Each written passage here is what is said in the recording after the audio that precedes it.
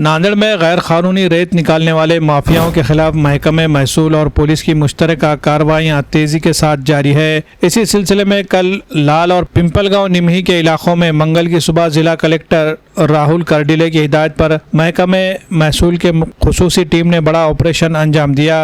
ये कार्रवाई सुबह तकरीबन 5 बजे अचानक धावा बोल कर की गई। छापामार कार्रवाई के दौरान टीम को गैर कानूनी रेत निकालने में इस्तेमाल होने वाले 3 गुडगुडी, 1 इंजन और 5 तराफे कश्तियां बरामद हुई। मजदूरों की मदद से 3 गुडगुडियां और 1 इंजन को डिटोनेटर के जरिए धमाके से तबाह कर दिया गया, जबकि 15 तराफों को आग लगाकर निस्तो नाबूद कर दिया गया। जब्त व तबाह किए गए सामान की मालियत तकरीबन 8 लाख रुपए बताई जा रही है। गैर कानूनी रेत माफिया ने कार्रवाई से बचने के लिए रास्ते में जानबूझकर पानी छोड़ दिया था, जिसके बाइस पैदल या आम गाड़ियों का आगे बढ़ना नामुमकिन था। इसके बावजूद टीम ने ट्रैक्टर की मदद से खुदाई के मुकाम तक पहुंचकर कार्रवाई मुकम्मल की। इस मौके पर असिस्टेंट कलेक्टर डॉक्टर सचिन खल्लाल और तहसीलदार संजय वाडकर ने इंतबाह दिया है कि गैर कानूनी रेत निकालने वालों के खिलाफ ऐसी सख्त कार्रवाइयां आइंदा भी मुसलसल जारी रहेगी। कार्रवाई में असिस्टेंट कलेक्टर डॉक्टर सचिन खल्लाल, तहसीलदार संजय वाडकर, नायब तहसीलदार सुनील माचेवाड़, मंडल अफसर किनाल जगताप, अनिरुद्ध जांदोले, मोहसिन सैयद, ग्राम रेवेन्यू ऑफिसर मनोज यादव, माधव भिसे, श्री रामे, रमेश गिरी, मनोज सरपे, महेश जोशी, क्लिनिकर संजय और दीगर अफराद शामिल थे। Bureau report MCN Urdu news.